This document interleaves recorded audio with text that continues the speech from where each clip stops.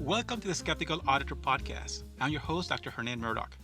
In this episode, we discuss the biggest challenges facing organizations today, practical recommendations so organizations can keep up with the expanding regulatory environment, and how pursuing risk maturity can help organizations take better advantage and feel more confident when adopting new technologies of the future, like artificial intelligence, machine learning, and quantum computing.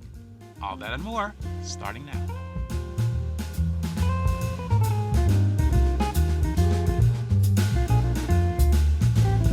Chris, so we were just talking a bit about IT governance, and one of the things that I was wondering about in terms of your experience and what you hear and see about what's happening in that space is what are some of the biggest challenges when it comes to IT governance? We've been talking about it for some time in the profession. What do you see as some of the biggest challenges? That's a very broad question. Thank you for giving me open-ended questions. We gotta love those, right? I would say, just in my personal experience and just talking with people, working with people worldwide in IT service management and project management as a trainer and as a consultant for many years, is that the globalization of organizations brings a lot of challenges. I know in your background and traveling the world and doing this for a long time, is when you start taking something that can be handled. You're already struggling with. I'll just use the U.S. for example. Here in the States, you have certain legal things that you have to do, and there's certain regulations that need to be addressed, and those things are of course very common to a company that works domestically within the United States. And so as soon as though, and this is happening rather rapidly, is when I was living in England, one of the things that a lot of companies would ask me coming from the States and saying, Chris, you're in the UK, you're in the Europe, EMEA kind of area. What are some things that we got to look out for? And I said, has any of you heard of GDPR?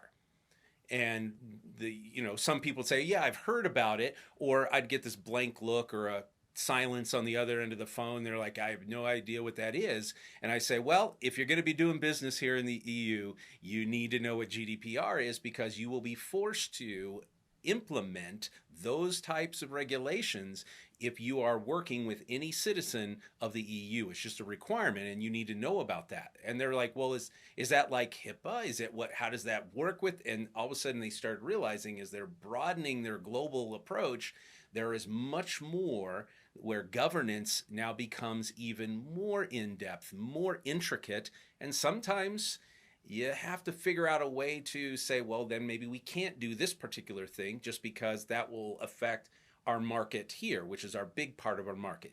Let's say if we're a company in the US, obviously our bread and butter is here, and that's an expansion market. And so to toss all these things that make us who we are here just to get another market, maybe that's a decision that they have to make. So I would say with IT governance, especially, that's one of the big issues. A second issue, I think, is understanding risk management. Now, I know I'm opening up another can of worms here, but one thing that a lot of people don't understand is with regulatory compliance, establishing your governance frameworks and things like that, if you don't have a good understanding of proper risk management and train, whether it's your internal auditors or your teams or your executive leadership on how to look at these things. I know you and I have had private conversation about what NIST is asking for in in the cyber world, and how risk is such a big thing, and how are we implementing that as part of our governance and what we're doing. But if you don't have a good understanding, and I think a lot of companies out there, and maybe you've probably experienced this just walking in as an auditor, where they don't really have a good understanding of risk. And so I think those are the two biggest challenges that I think face IT governance today: is the globalization of organizations and companies, as well as just a lot of people don't have that good, proper understanding of good risk management. I agree with you. I believe that those are two major obstacles and troublesome spots for a lot of organizations. And on that note, I'd like to pick up on something that you shared with us just now, has to do with regulations. And you mentioned GDPR and the fact that there are a lot of new laws that are being enacted in the United States and abroad, right? GDPR is primarily in the EU, an organization that has any presence there, customers there. So when we're thinking in terms of what's happening stateside and abroad, we have different rules being passed. You mentioned HIPAA as well. We have California, New York, and several others also passing their own privacy rules and laws around this. So as far as those is concerned, what are some of the ways that organizations can keep up with these rules and regulations and make sure that they're complying with them? And again, I just want to make sure that we don't look at this as the old school auditor who's basically saying, I have a checklist, let me go use it, but rather leveraging what we were talking about earlier, which is we build it into the culture. Compliance is part of who we are and what we do. We try to make it as painless, as seamless, as organic, as standardized as we will do anything else in the organization. So we try to take away that, let's call it burden, and we try to make it part of Mhm. how we operate.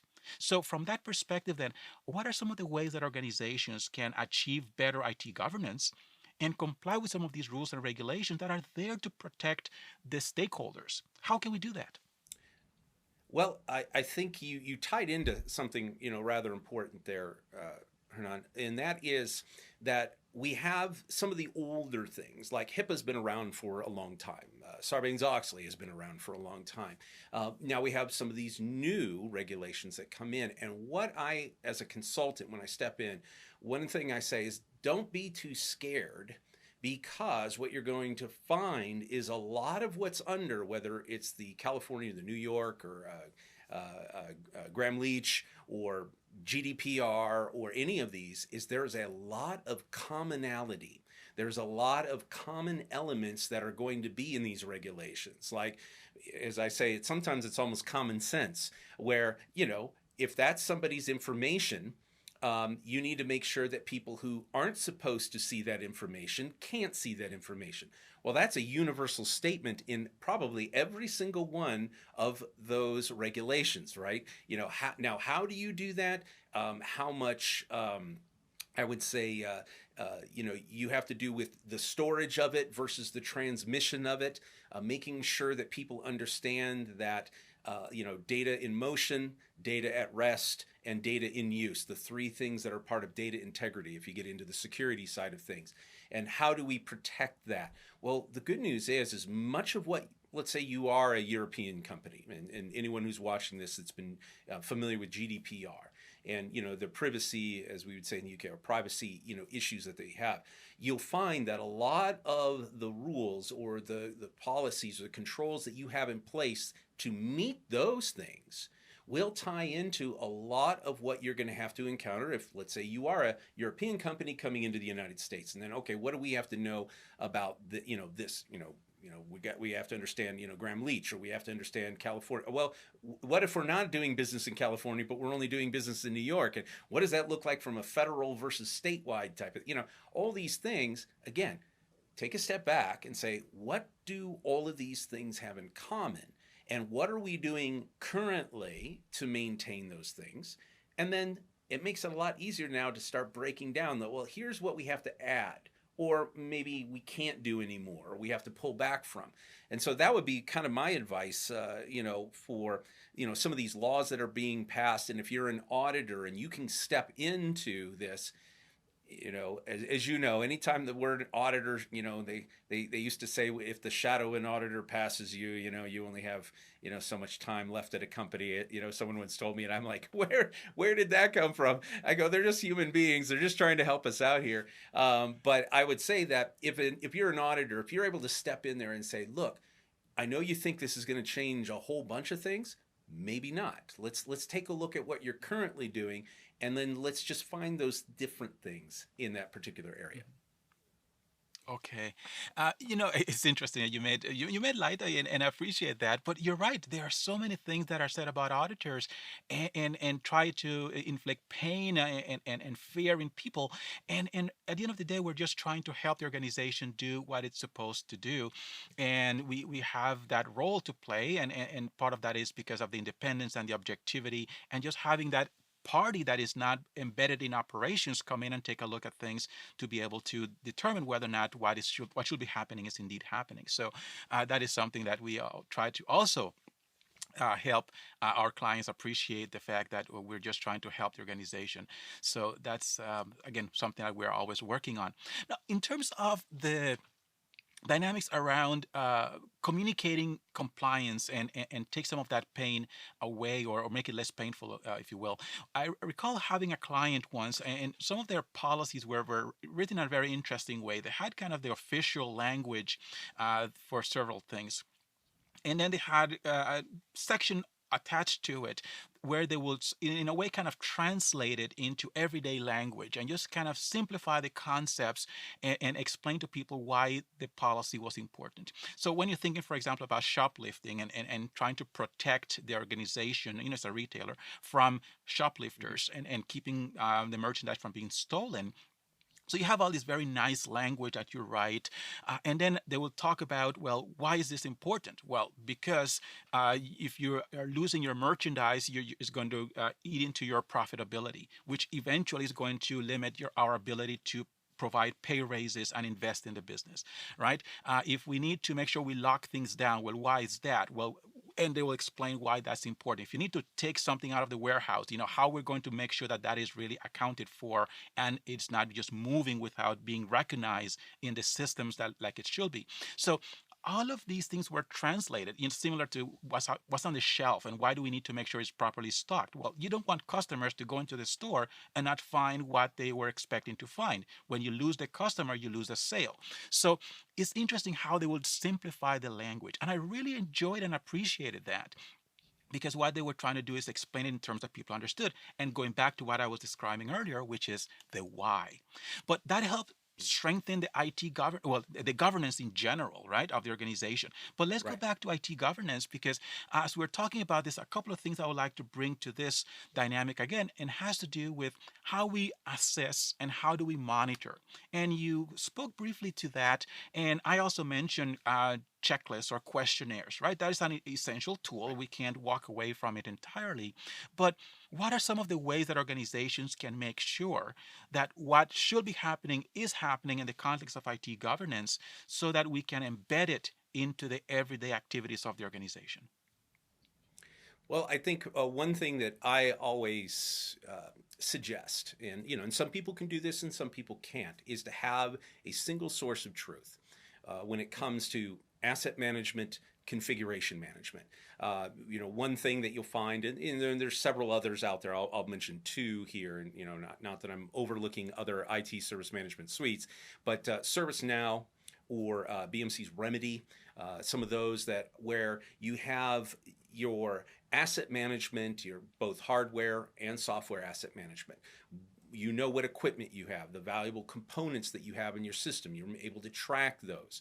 We know how important it is for compliance, for licensing, right? And what software you're using. Are you using the licenses appropriately? Well, if you have that single configuration management system that's kind of at the core of a lot of these suites of software, it makes it that much easier it doesn't matter which department you are. It doesn't matter which, what level you are in the organization. Everyone has equal access to be able to provide the data that's necessary, that data is up to date, that data is also something that can be then exported in many different forms. As we know, maybe one auditor wants to say, I just need a list of all of the items that are in your primary facility. Not a problem. Click, click, here you go. And again, because you have that in a common, centralized system, that is going to make it a lot more easy to then reply to the auditors. It also allows the auditors to know how to ask for certain things. If they go, hey, by the way, I noticed you're using this particular software, and I know for a fact that it can do a report for me. Would you mind, running that for us? And people can say, no problem. And that also helps with communication, because, I can only say this is the one audit that I've gone through where someone would say, hey, by the way, do you know X, Y, or Z? And I realized I knew X and I knew Y. I didn't know Z, and quite frankly, I didn't even know where to go look for Z. And so that was something that was brought to our attention. Like, look, you need to keep keeping track of Z as well as X and Y. I know X and Y were very obvious to you, but Z is also something you need to do. Well, guess what? The software that we were using actually allowed us to track Z. We just hadn't been inputting into it. And so that was one of the changes that obviously was suggested by the audit team. You need to make sure that you're keeping up with something like that. So I think that as a way to help with that and to deal with those things, I think by using that centralized single source of truth, where you have your configurations from an IT standpoint, configurations, your assets, the how things are working, how change occurs, policies, all those things can be contained in one centralized system. I think that's very very powerful. And we've been talking about like data warehouses for so many years, and some organizations have it, some of them don't. But then you have some discrepancies. How often the information is stored there, being able to retrieve the information. So many different dynamics playing out in different organizations, but being able to move in that direction, I think, will definitely serve our clients quite well.